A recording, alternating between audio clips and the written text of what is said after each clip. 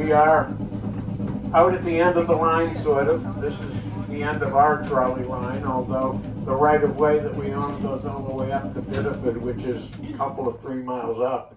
But we did come up what was originally the Atlantic shoreline, which ran from 1904 to 1927.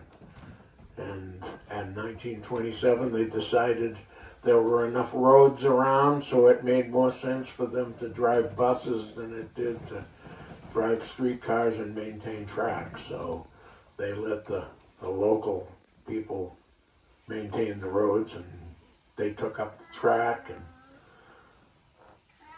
stopped running the streetcars. Now, why are we in the middle of nowhere? Well, it's 1900, or say 1904 to be accurate, when this line ran. And people didn't have much ways of getting around other than walking, and hardly anyone had cars. And most horses were owned on farms, and they were work animals, not transportation animals. People got around walking. They lived nearby where they worked and so forth. So once they started with streetcars, people had a new way to get around.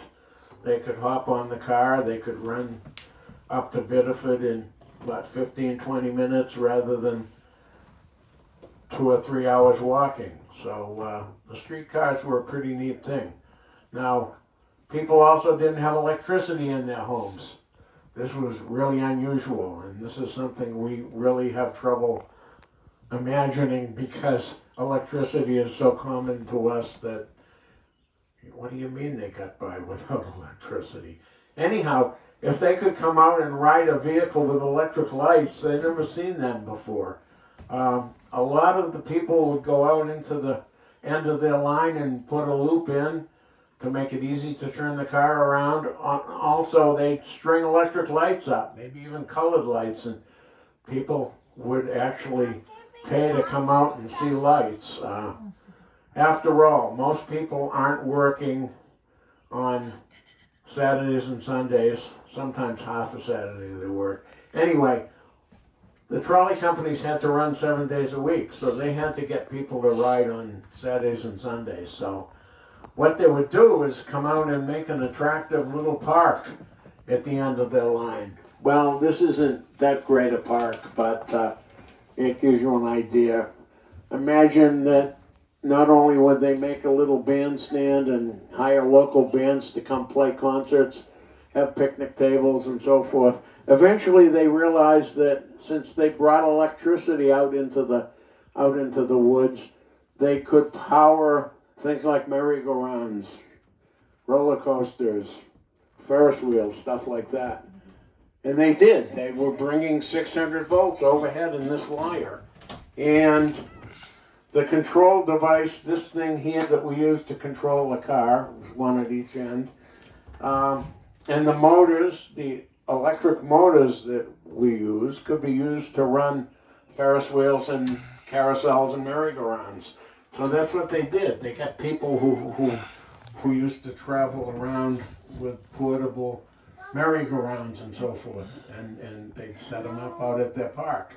There's a place in New Hampshire called Canopy Lake Park. Some of you may or may have heard of it if you're from New England. And it was started by the trolley companies. And that was a way to get people to come out on weekends. Also, there's a place called Kennywood in Pennsylvania, which was, I believe it was near Pittsburgh. That was also another place that was a popular amusement park that was started by streetcar companies.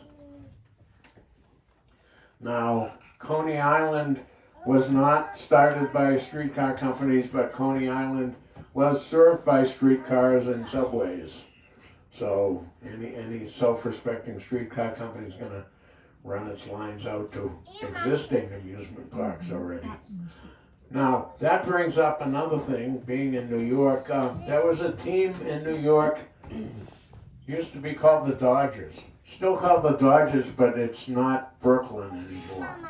Something about San Francisco, I think. They moved out west. Well, Anyway, the Dodgers, they were named the Dodgers because they dodged something.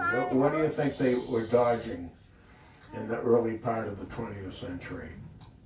War? Well, basically, their first ballpark had a bunch of trolley cars that ran through the outfield. Oh. And they were the Trolley Dodgers. They were called the Brooklyn Trolley Dodgers. And that's where they got their name. Of course, then they moved to Ebbets Field, and then they didn't have to dodge the trolleys anymore, but the name stuck, so that's what it is. So next time anybody asks you about that, you can tell them. Now, would anyone like to ring this bell up here? I see hands being